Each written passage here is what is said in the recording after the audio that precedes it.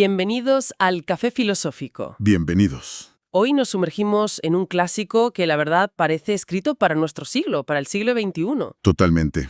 Hablamos de Sobre la brevedad de la vida, de Séneca. Y la misión que nos hemos marcado hoy es destilar sus ideas para responder a esa pregunta que nos corroe a casi todos. ¿Por qué sentimos que nunca tenemos tiempo? Es que es una misión fascinante porque el texto en sí ya es una paradoja. Séneca arranca diciendo que la vida no es corta. Justo lo contrario a lo que pensamos. No es que tengamos poco tiempo, es que perdemos mucho. Nos han dado tiempo de sobra, pero lo malgastamos como si fuera infinito. Y eso, claro, choca de frente con la queja universal del no me da la vida. Totalmente. De hecho, la primera gran idea que sacamos es un cambio de mentalidad, pero radical. Séneca nos dice que tratemos el tiempo como nuestro bien más preciado, Más que el dinero. mucho más que el dinero y que cualquier posesión. Y lo interesante es cómo redefine la palabra riqueza, ¿sabes? Para un estoico, ser rico no es tener oro. La verdadera riqueza es una mezcla de salud, de libertad, de paz mental y como eje de todo, el tiempo. Claro. Y el tiempo tiene una cualidad que lo hace, pues, aterradoramente único. Que no es renovable, o sea, no se puede recuperar. Si pierdes dinero, bueno, con suerte puedes volver a ganarlo. Claro. Si se te rompe algo, lo arreglas, compras otro. Pero un día malgastado es que se ha ido. Para siempre. Exacto. Y hay otro factor que es aún más inquietante, Sí. que no sabemos el saldo. No tenemos ni idea de cuánto tiempo nos queda en la cuenta. Y esa incertidumbre debería convertirnos en guardianes feroces de cada minuto, pero hacemos todo lo contrario. Pues esa imagen de la cuenta me hace pensar, con una metáfora un poco más actual, en la batería de un móvil. A ver, es como si al nacer nos dieran un móvil nuevo, pero la batería ya viene con una carga inicial desconocida. Puede estar al 70% o al 30%, no lo sabes. Y lo peor. Y no hay cargador. Cada segundo que pasa, el porcentaje baja, y no sabes cuándo llegará al 0. Si fuéramos conscientes de eso, lo gastaríamos viendo vídeos sin parar. Es una analogía perfecta para hoy. Perfecta, y te lleva a una pregunta muy incómoda. Si vieses esa barrita de batería bajando en tiempo real, ¿de verdad la gastarías haciendo scroll infinito? Uf, no. Es que aquí Séneca nos da una bofetada. A ver, si vemos a alguien en la calle quemando billetes, nos parece una locura. Nos escandalizaría, claro. ¿Pero por qué? Porque el valor del dinero es tangible, es social, pero el valor de nuestro tiempo es abstracto, es personal. Nadie te va a decir nada por pasar 3 horas en TikTok. Nadie. Pero es un acto de autodestrucción en términos de vida mucho mayor que quemar un billete de 50 euros. Es una paradoja tremenda. Somos increíblemente protectores con nuestro dinero, pero dejamos la puerta abierta para que cualquiera nos robe el tiempo. Y supongo que eso pasa cuando vives en piloto automático, ¿no? Has dado en el clavo. Ese es el segundo gran peligro que identifica Séneca. Nos habla de dos extremos, que en realidad son dos caras de la misma moneda. Por un lado, el que vive solo para el placer inmediato. El carpe diem, malentendido. Eso es. Y por otro, que quizá es el más común hoy, la persona que sacrifica todo su presente por un futuro idealizado que a lo mejor nunca llega. El famoso ya disfrutaré cuando me jubile. O ya viajaré cuando termine de pagar la hipoteca.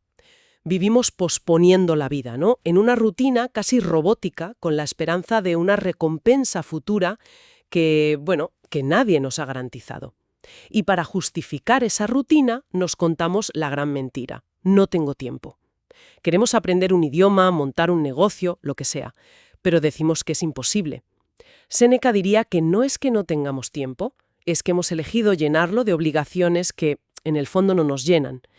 Pero, a ver, ¿no es una visión un poco elitista? Séneca era un hombre inmensamente rico, de los más poderosos de Roma. Para él era fácil dedicar tiempo a la filosofía. Para alguien con 2 trabajos para llegar a fin de mes, esas 2 horas de scrolling quizá no son una distracción, son su único escape. Esa es una objeción muy importante, y es clave. Séneca no habla desde un pedestal.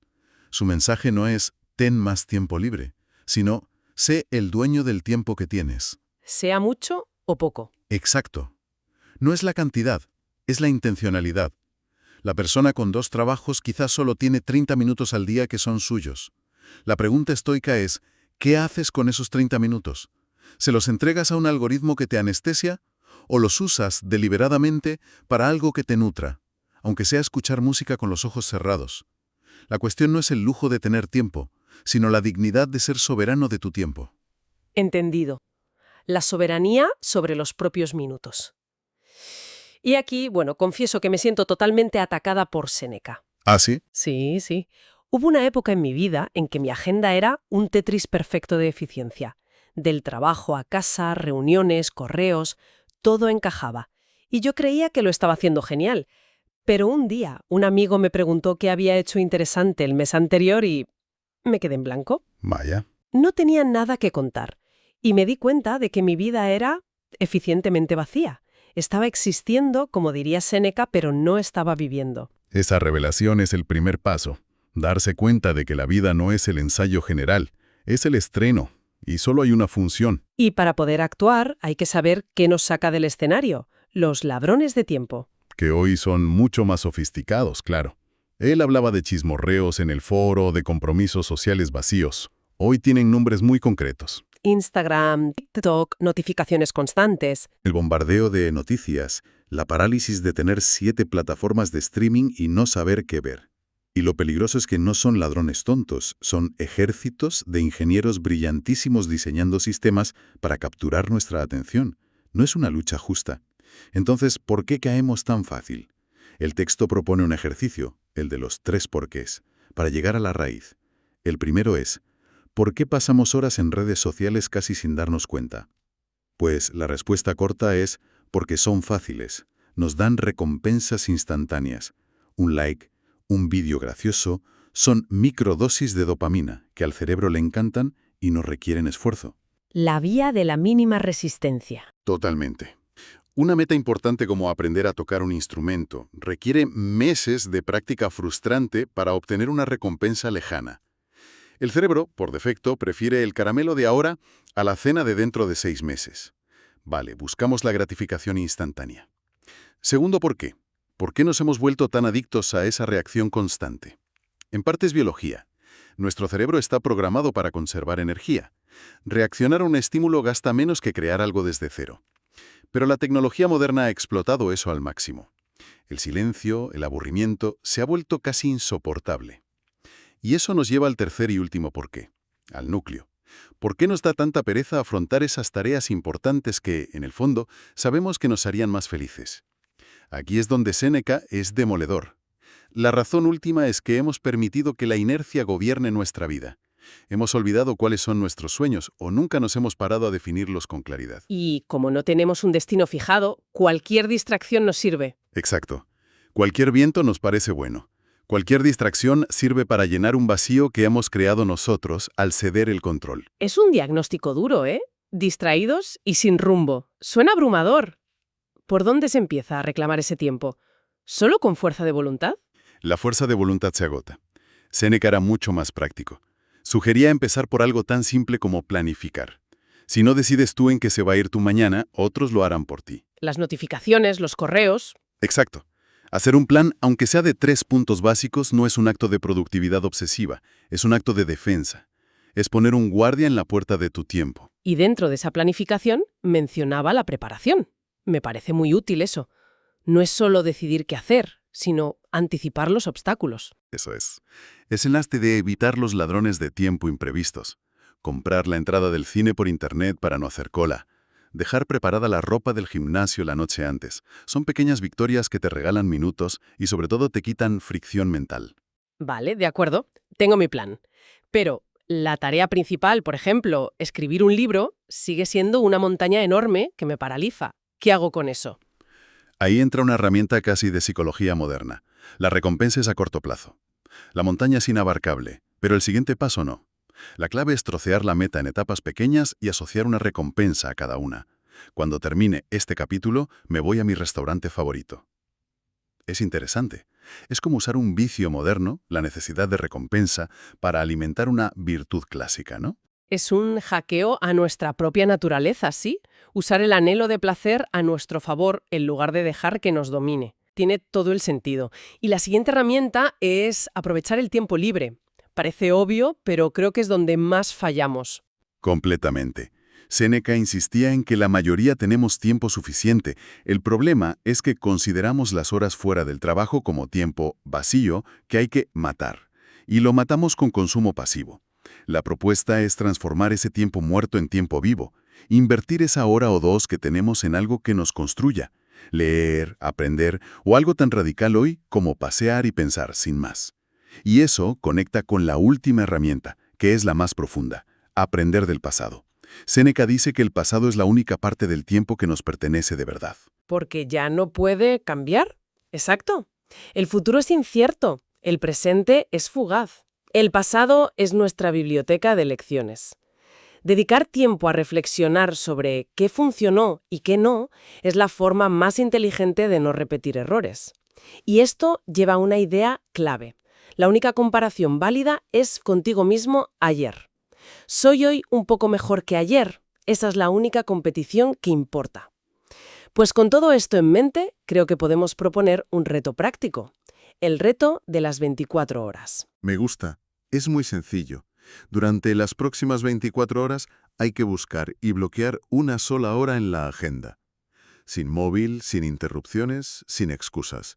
Y dedicar esa hora a ese sueño que siempre se pospone. Aprender 3 acordes de guitarra, escribir un párrafo, planificar ese viaje. Solo una hora, para demostrarse que el tiempo, si se reclama, existe. Un pequeño acto de soberanía. Me parece una idea excelente para pasar de la teoría a la práctica. Y toda esta práctica al final tiene un propósito superior, ¿no? Y ahí es donde Séneca alcanza la cumbre de su argumento. La distinción entre simplemente estar vivo y vivir de verdad. Sí, el objetivo no es ser más productivo para trabajar más, es liberar espacio para construir una vida con significado. Y para ello, su consejo es invertir el tiempo en crear recuerdos y experiencias. Ver el tiempo como una moneda. Exacto. Puedes gastarla en el último teléfono que en 2 años será chatarra. O puedes invertirla en un viaje, una conversación profunda, aprender algo nuevo. Porque esas experiencias se convierten en parte de ti. Un coche nuevo no te cambia por dentro. Pero un viaje puede transformarte para siempre. Y su último gran consejo es dedicar tiempo a la filosofía. Y por filosofía no se refiere a algo académico, sino al acto de reflexionar, de pararse a pensar. ¿Qué es importante para mí? ¿Qué es una buena vida? Y la lectura, dice, es el atajo definitivo para esto. Un libro es tiempo comprimido, la sabiduría de una vida entera en unas pocas horas. Eso es. Para visualizar todo esto me fascina un experimento mental que se puede hacer, el del viaje en el tiempo. Imaginemos que podemos saltar hasta el último día de nuestra vida. Estamos ahí, mirando hacia atrás. ¿Qué historia nos gustaría poder contar? ¿La de alguien que acumuló posesiones? O la de alguien que acumuló experiencias, amistades, recuerdos imborrables. Hacerse esa pregunta hoy lo cambia todo. Absolutamente. Y nos lleva a la cita más famosa y demoledora de Séneca sobre esto, que resume toda nuestra conversación. Él decía: tener el pelo blanco y arrugas no significa haber vivido mucho, solo significa haber existido durante mucho tiempo. Uf, es una frase que se te clava, ¿eh? La diferencia abismal entre vivir y simplemente existir. Vivir es un acto consciente, deliberado. Existir es inercia. Es el dejar que los días te pasen por encima. Entonces, para resumir, el mensaje de Séneca no es un manual de productividad. Es una invitación a la rebelión. Una rebelión contra la inercia, contra los ladrones de atención. Para convertirnos en los dueños de nuestro recurso más valioso. Exacto.